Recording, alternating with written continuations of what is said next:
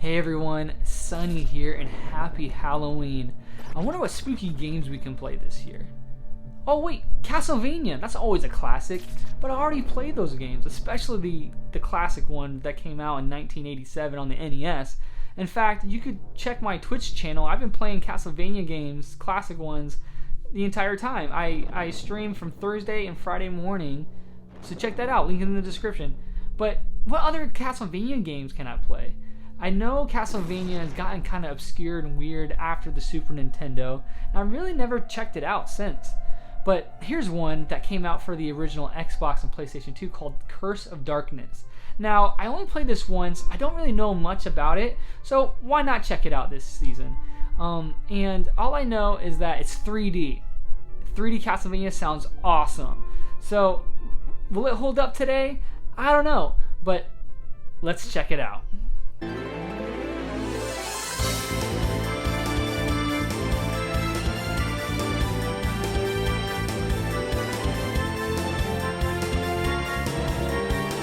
So Castlevania Curse of Darkness, where do I begin with this review?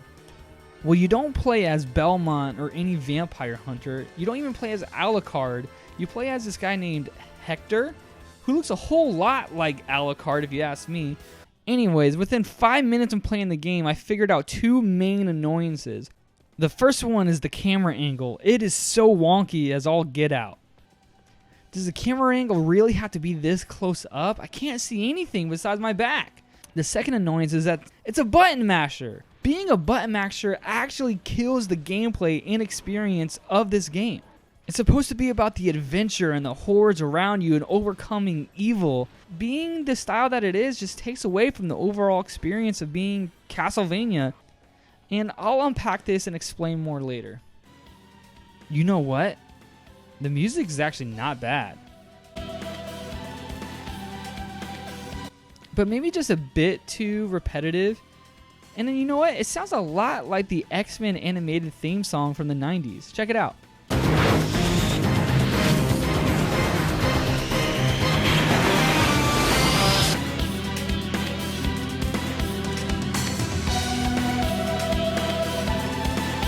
The acting and the storyline is okay, I guess, but it always seems to be about some hidden dark energy or hidden strength within. It's very, I don't know how to say it, but teeny boppy? I don't know. Whatever happened to just killing Dracula because he's freaking evil? That matters not. I've come to exact my revenge upon you. For the death of Rosalie! Oh, and how will you have this revenge? Like half the time it feels like I'm watching Twilight, you know, with all its drama and stuff. Not Castlevania. So as you progress through the game and you beat the first level, you get these companions called innocent devils. What makes them so innocent? I don't know, that's just what they're called, but they assist you. You first get the fairy that looks like Navi from Ocarina of Time, and you do get others later. So after you beat the first boss, you find yourself at these mountains that you have to climb up. There you find this woman, I think her name is Julia, and listen to the worst exposition of all time. No, forgive me. My name is Hector. It just so happens this was the same girl he's been having visions of. Oh, give me a break. So you end up talking to her, and you find out that she's actually the merchant for the game. And oh my goodness, trying to buy or sell something from here is so annoying. Just look how annoying this is. I wasn't even doing this on purpose. Just look. Will that be all? Gotcha. Will that be all? What can I do for you? What will it be to change your, what will it change your mind, huh? What will it be today? Hearing her say those things constantly, oh my gosh, what were the programmers thinking? This gives me such a headache, gosh. Do you want to buy something? Is that all? Good! Do you want to buy something? Is that all? Good! Do you want to buy something? Is that all? Good! It just drives you mad! And look what she sells. A hot dog? This is supposed to take place in the 1400s in Europe. And correct me if I'm wrong, but I don't think they had hot dogs back then. It just seems so out of place. But then again, the original game had a turkey leg or pork chop hidden in the walls of the level, so whatever. So you make it to the top of this mountain to defeat this dragon. Just mash until he's dead. Then you meet this guy with the top hat who gives us some exposition, and then you move on.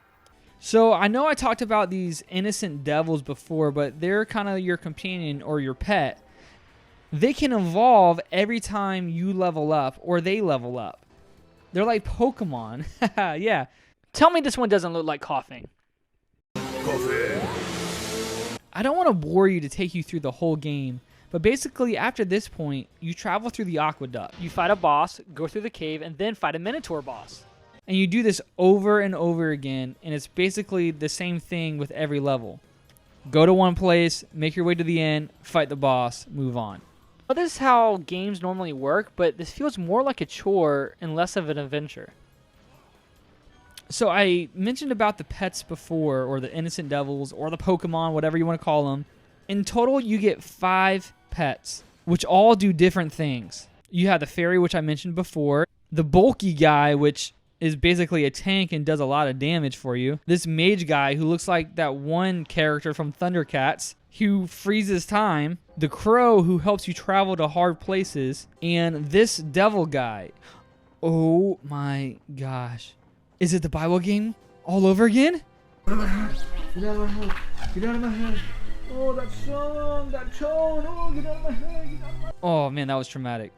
So then you meet Isaac again. Caught up already. Isaac. Just look at him. He doesn't scare me at all. This right here sums up everything I hate about this era of Castlevania. They're not intimidating, and he's trying to be. It's just atrocious. Do you remember when these monsters were terrifying or scary? This guy makes me laugh. He's like an emo version of Cletus Cassidy. He's just not intimidating at all. But let me tell you, he is a tough, annoying boss to beat. He throws his whip around, and the way he laughs at you, it's annoying.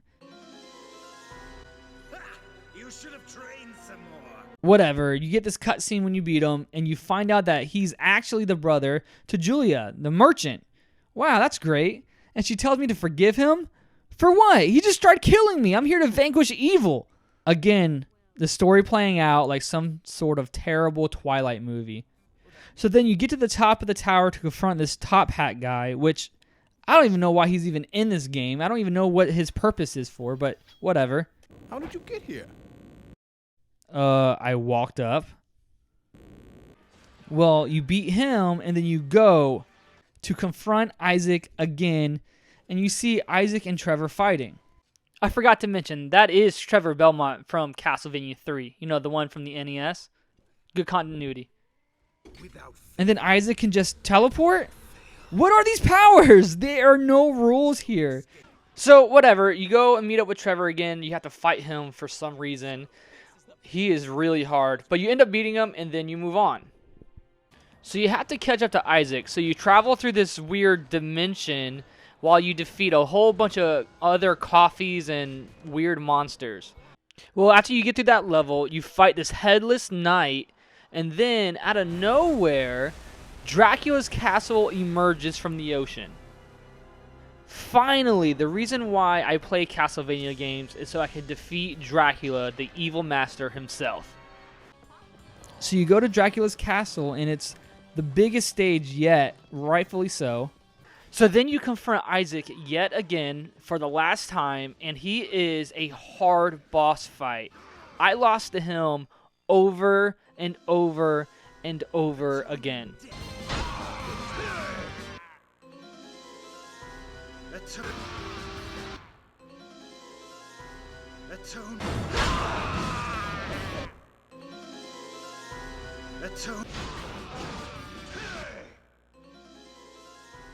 Atone in death, you damn traitor! I don't want to give up. I know I can do it. I know I could beat Isaac. I just gotta put more effort and more time. I have to train.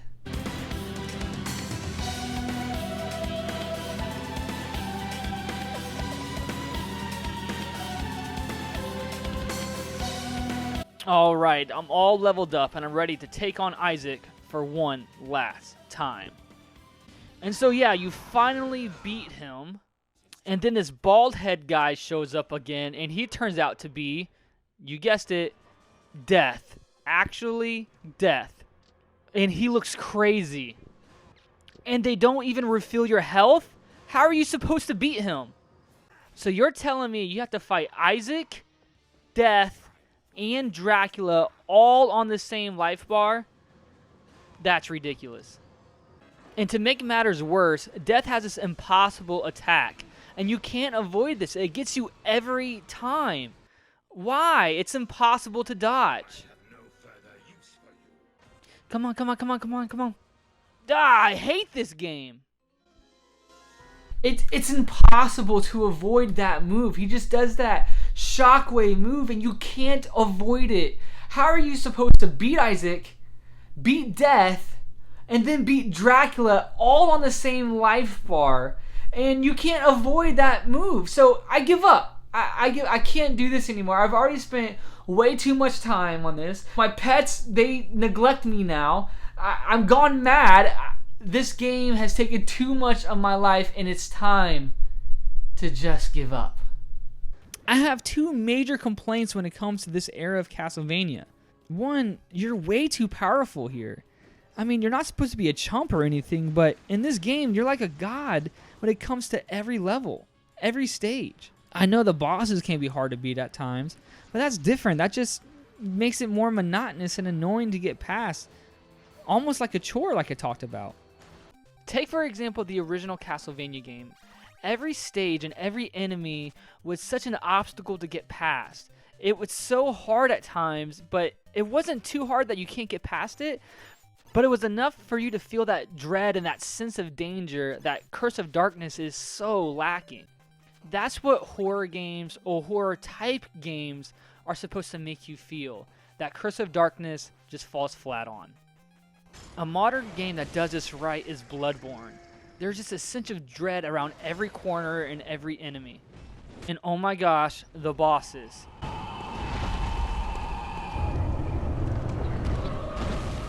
There's nothing better than Bloodborne bosses in my opinion. These things are big, scary, hard, but when you do it right, you can overcome these guys and get the win.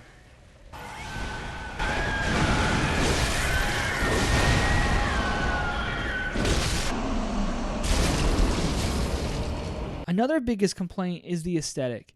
We don't need Castlevania to be so cinematic. The acting and the music, the noises make the scenery in this game so less scary. It's like that in every area and every cutscene in this game. In a good game, you gotta let the ambiance and atmosphere set the scary tone moving forward in the game. And Curse of Darkness just missed that mark. Again, going back to Bloodborne, I was creeped the F'd out on my first run through. Going through the town, seeing people go mad, hearing background screams of people in agony.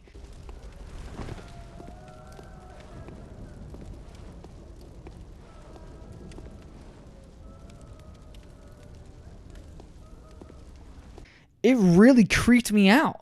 And there's virtually no music involved. This game to me is perfect in setting atmosphere for spookiness. I know I'm talking about a game in Bloodborne that came out 10 years after Curse of Darkness. And my complaint isn't about Curse of Darkness in itself, it's about where Castlevania is right now as a franchise. It started off as the pioneer to horror adventure games, but now it's kind of in the unknown. And I know I'm talking a lot about Bloodborne again, but in many ways it is a true successor to the classic NES Castlevania games. Konami, if you're listening to this video by any chance, make it Castlevania games in the style of what Bloodborne is. Atmospheric, adventurous, hard, but not too hard. Just make it fun again. Make it about the atmosphere. Make it about the adventure. I remember they tried reviving Castlevania before with Lords of Shadow, and it mostly failed. It just seems like Konami just doesn't know what to do with its franchise right now. I'll put it simple for you. If you're using scary characters and scary themes, make it scary again. I know I'm criticizing this game a lot and this franchise a lot, but this franchise has given me all the funs and feels and spooks when it comes to this Halloween season. It began with Castlevania, and I come back to it this time every year. And I think that's all we ever want. Just a modern Castlevania game with the beloved characters we've grown to know. we hold these games close to our hearts is because we grew up with this. This was our introduction into scary adventure games, or at least it was for me. We cherish these nostalgic feelings, especially around the holidays. And maybe, just maybe, we will get a new but classic feeling Castlevania game with a modern touch to it that we can share and just pass on to the generation after us. And really, at the base of it, it's not even about video games or Castlevania. It's the simple things and the beautiful things in our lives that we get to share with others that we love. The things that contribute to our happiness. So for that, thank you for watching. I love sharing these videos because these are the things I love. And I just want to wish everybody here a happy Halloween. And we'll catch you next time on Sunnyside.